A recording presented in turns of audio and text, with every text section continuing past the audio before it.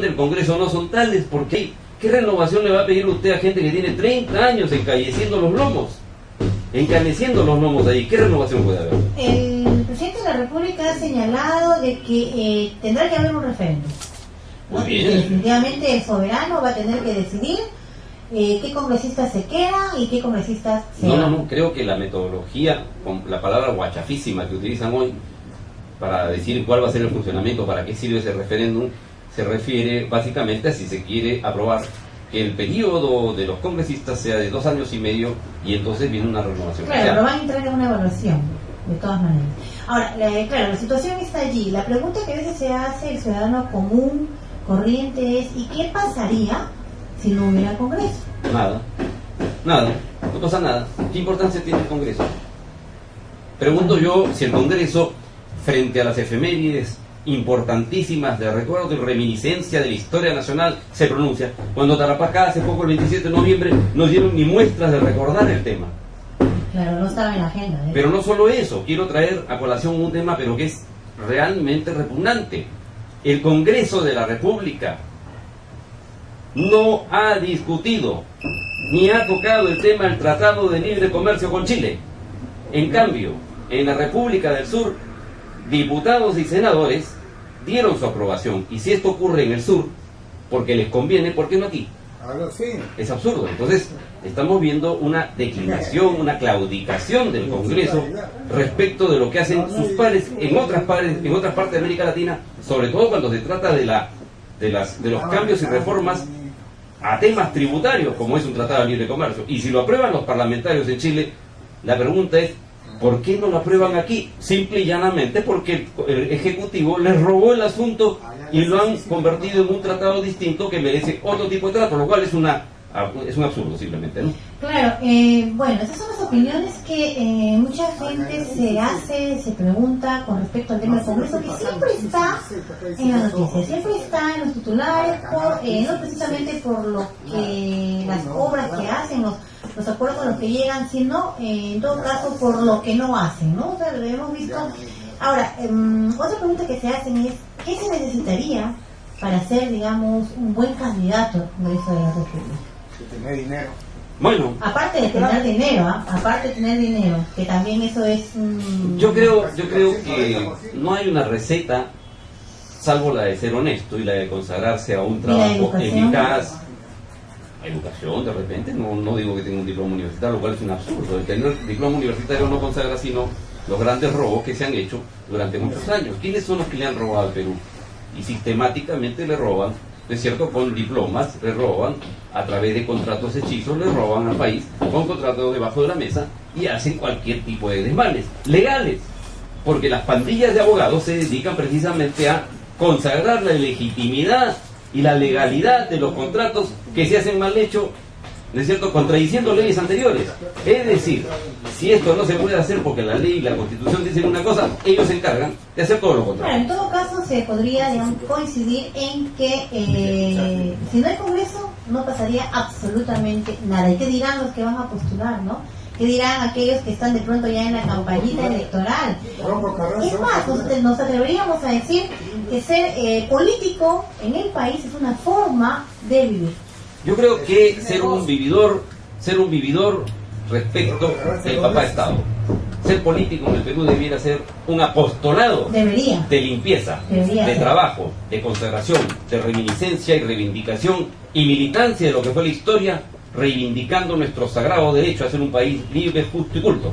No podemos permitir que la política sea ensuciada por ocasionales delincuentes que se agupan en la cosa pública, le roban al Estado, le roban a tu bolsillo y al mío y al de todos nosotros, claro. Y esa es parte del trabajo que tenemos que hacer, adecentar la política y también el periodismo. Y aprovecho la circunstancia para decir que ya está con nosotros Claudio Cano, ¿no es cierto?, un hombre vinculado a la prensa desde muchos años atrás, con quien queremos conversar, si el tiempo no... Claudio Cano, colega periodista, si el tiempo no lo permite. Sí, sobre... vamos a ir antes a una breve pausa y luego vamos a conversar con nuestro colega, son 4:30, la hora oficial en todo el país, en la compañía de Señal de Alerta y Radio Moderna. Bien, bienvenidos a la segunda media hora de lo que es Señal de Alerta. Estamos con el colega Claudio Cano y vamos a conversar con él acerca de algunos temas importantes como es la prensa, corrupción y el proyecto nacional. ¿Cómo no, Claudio? Hay un maridaje muy evidente entre estas tres circunstancias, una tridestilación, por decirlo así: prensa, corrupción, proyecto de nación. No tienen por qué estar todas imbricadas, pero parece que hay hasta a veces divorcios. ¿Qué opinas tú? Vamos a pedirle que le diga un poquito más al micrófono. A Flor Rodríguez y a Herbert Mujica de invitación a este programa tan importante de análisis, señor de yo creo que el periodismo busca la verdad y la corrupción es todo lo contrario a la verdad. Entonces, evidentemente, son dos posiciones que permanentemente deberían estar en conflicto. Lo que viene ocurriendo en el país es algo que realmente debe preocuparnos a todos aquellos que nos interesa como profesionales en la búsqueda de la verdad. Vemos pues que en la actualidad hay una serie de medios de comunicación que han prestado sus páginas a propuestas políticas que en lugar de favorecer la institucionalización, la consolidación de la democracia, están pues apuntando hacia otras direcciones, ¿no? Y creo que, Herbert, tú en tu columna diaria lo vienes denunciando permanentemente. Lo que yo estoy diciendo no es más que lo que todos quienes nos dedicamos al periodismo sabemos lo que está ocurriendo. Colega Claudio, una pregunta. Muchos periodistas, sobre todo los jóvenes de las promociones, digamos, actuales, como que tienen un poco de dificultad en entender el papel de fiscalización que de pronto la prensa cumple. Los jóvenes a la actualidad señalan y dicen que solamente debería informarse, solamente informar, y que una de las funciones básicas del periodismo es solamente la información. Esto genera como un confusionismo en las juventudes hoy por hoy. ¿Cómo podríamos nosotros ya, periodistas con cierta experiencia, cierta trayectoria, coayudar a la aclaración al respecto? ¿Cumple la prensa un papel no solamente fiscalizador, sino a su vez también un papel de información? ¿Es posible cumplir ambos aspectos sin que, digamos, el periodista tome posición con respecto a tal o cual noticia? Bueno, el solo hecho de informar ya por sí mismo es una obligación y una tarea muy importante para el periodismo, ¿no? Porque para informar primero hay que informarse sobre lo que se va a escribir o lo que se va a hablar.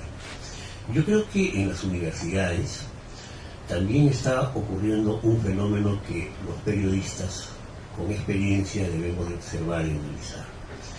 Yo me formé en San Marcos, soy un alumno sanmarquino, y yo he tenido unos estupendos profesores, ¿no? Voy a mencionar un par de ellos, sin que esto signifique que los otros no eran buenos profesores. Manuel Jesús Orbegoso, Jorge Jaime Legún, y ambos profesionales con mucha experiencia nos decían, por ejemplo, entre otras cosas, que el periodismo de investigación siempre se hizo y nunca antes se había llamado periodismo de investigación, sino simplemente periodismo, porque los periodistas estaban obligados a investigar antes de enfrascarse en una nueva tarea informativa. Ahora, desgraciadamente, la dinámica mediática es muy veloz. Entonces, los muchachos, que en su mayoría han copado las redacciones porque, en primer lugar, resulta más barato un periodista joven que uno con más experiencia. Entonces, simplemente se han convertido en notarios. Repiten textualmente lo que dice el político, el artista, y no cuestiona prácticamente nada. Entonces, eso también es información, pero ojo, el periodismo es mucho más también que información. El periodismo tiene que hacer análisis, tiene que hacer hasta deducciones, inducciones, y por qué no, hasta hacer predicciones. Yo creo que el periodismo es una ciencia social que tiene un objeto de estudio, que tiene un método, y como decía Aristóteles, el método es el conocimiento. Y desgraciadamente los jóvenes que egresan de las universidades no tienen una formación metodológica apropiada.